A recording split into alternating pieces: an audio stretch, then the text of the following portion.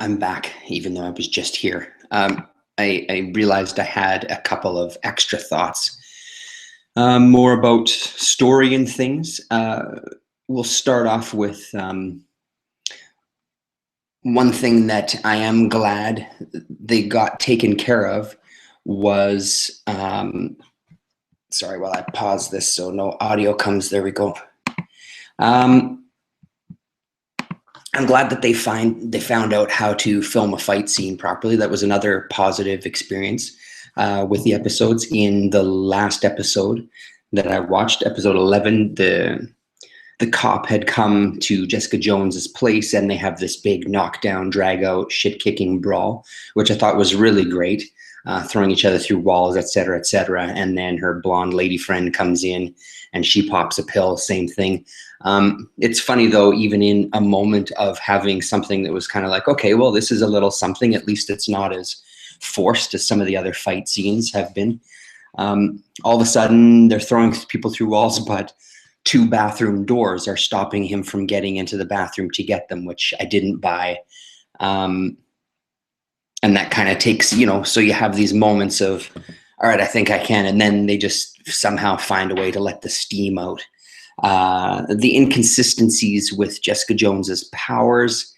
She gets knocked unconscious by the red-haired lady who, I'm not even sure what it was. Was it a piece of steel? Was it a piece of wood? I'm not 100% sure what it was exactly, but either way, she gets knocked dead out, unconscious, completely. Okay, I can buy that because we've seen that she can be hurt. No problem.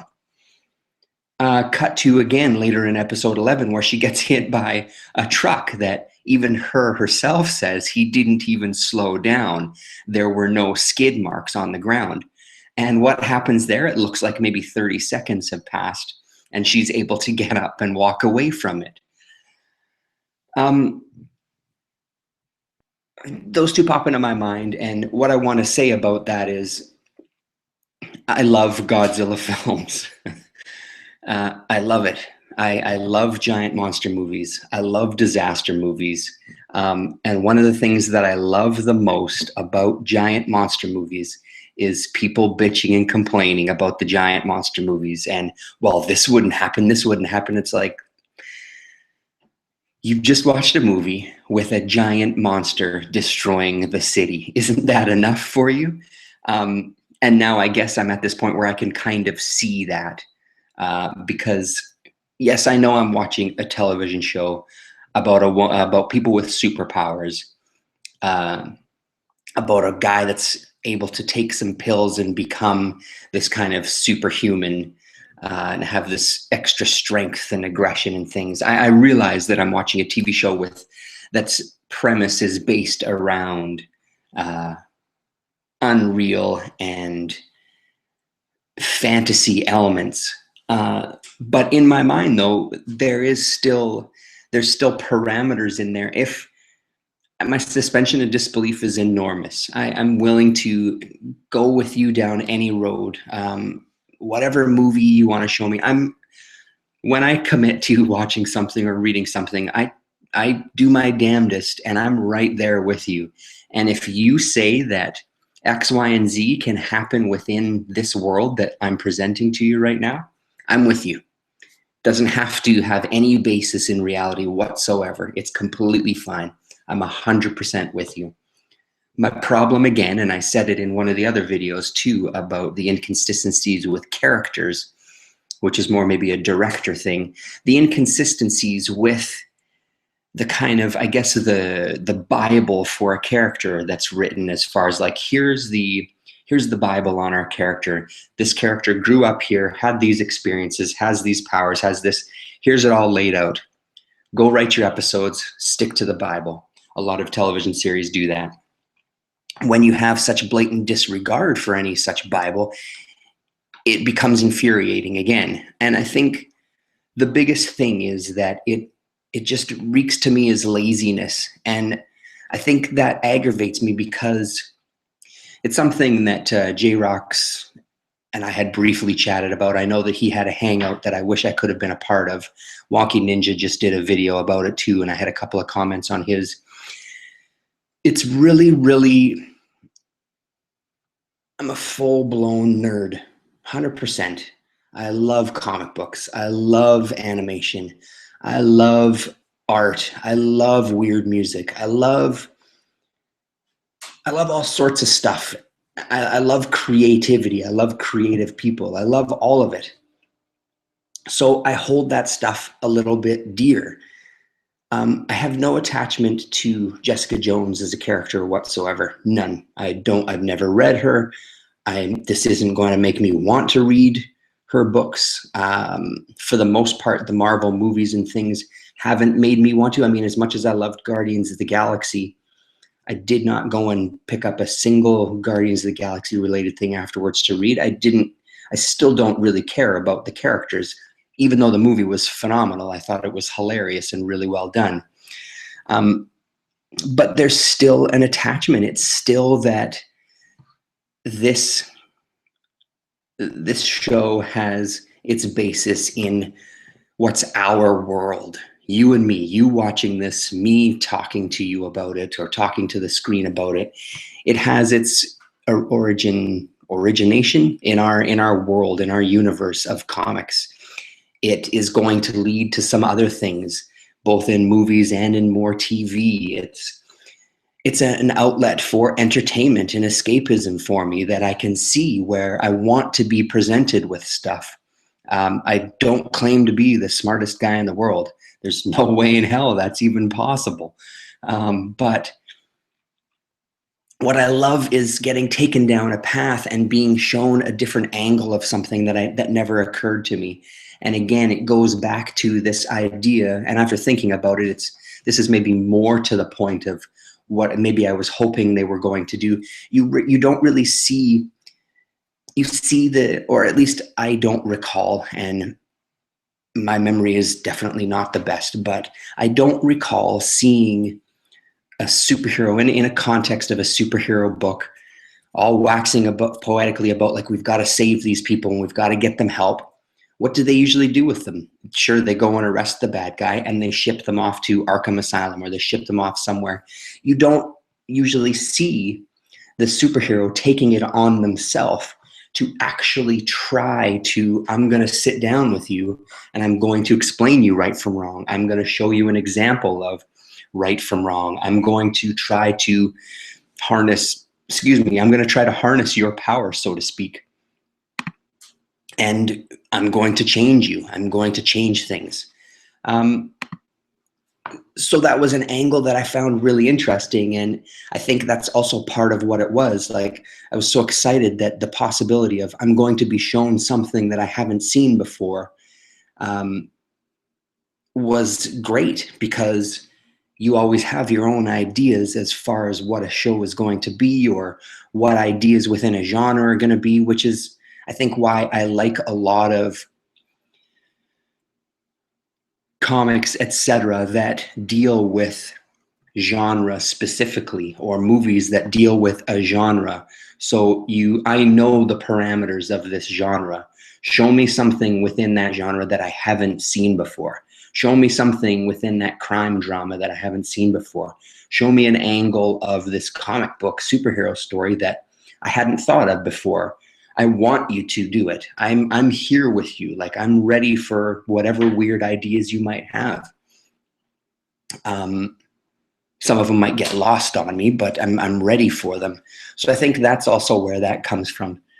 Talked about the fighting. I didn't talk about the Matrix lady, the lawyer.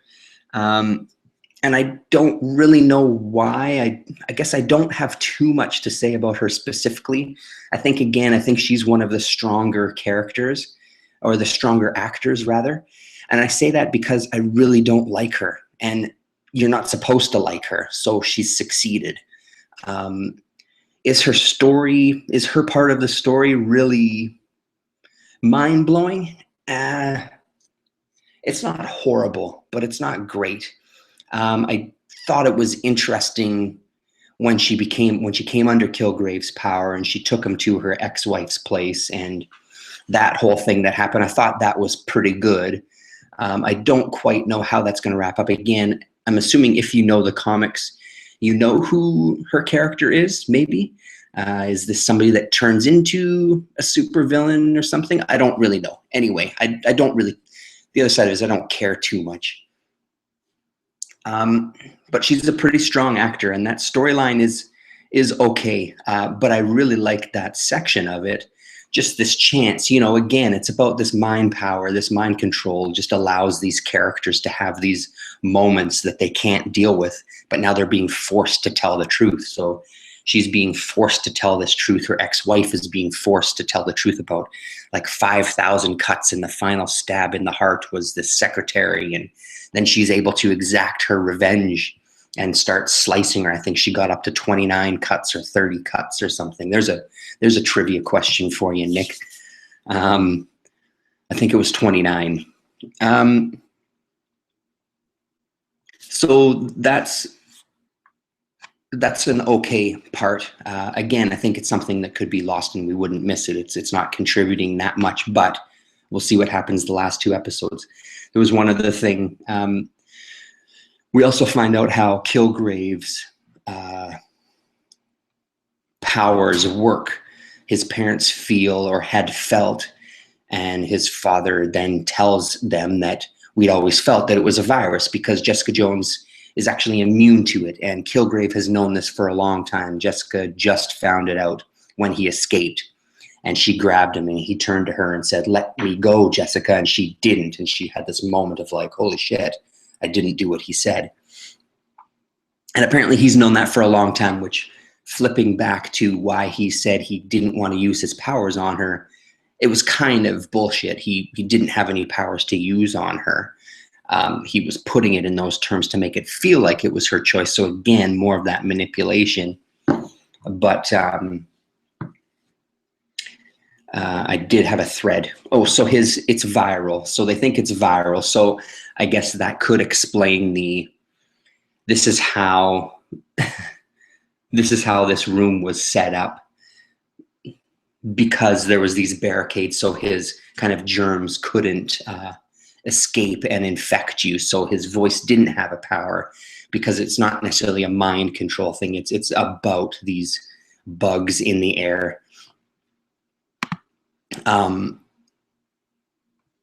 So I thought that was something as well. Again, though, like I said in the previous video, just because there's reasons for those sort of things, I still don't accept the fact that she was able to shoot out the glass.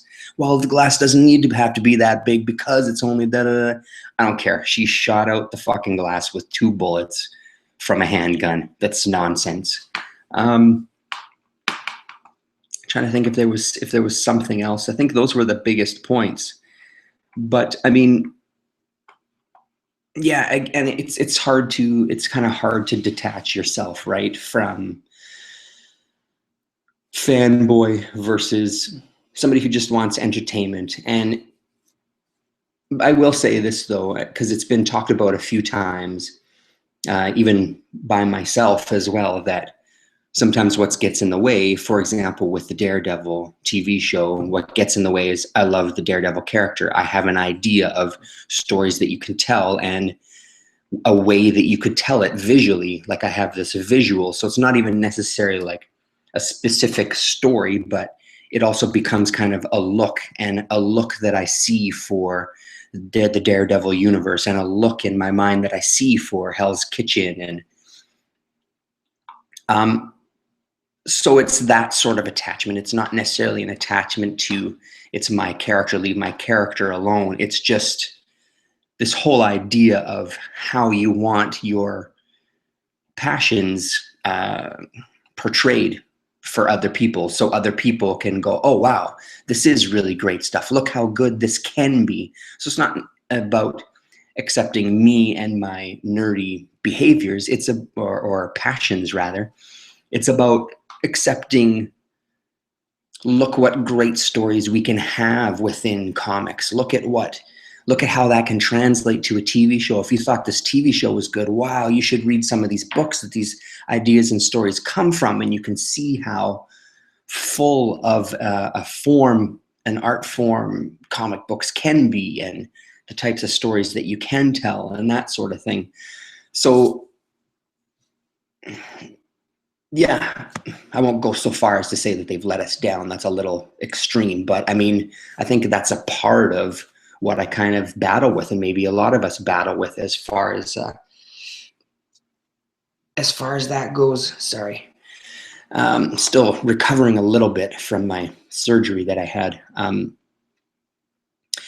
Now I've lost the final thread to wrap it all up. Yeah, anyway, I wanted to add those thoughts. I was sitting here thinking about it some more and realized I didn't say those few things. So that's it. That'll be it for tonight, I promise. And we'll talk to you when I've watched the last 2 episodes, which hopefully will be, I don't know, I'd like to get them done by tomorrow night so I can just be done with this and move on.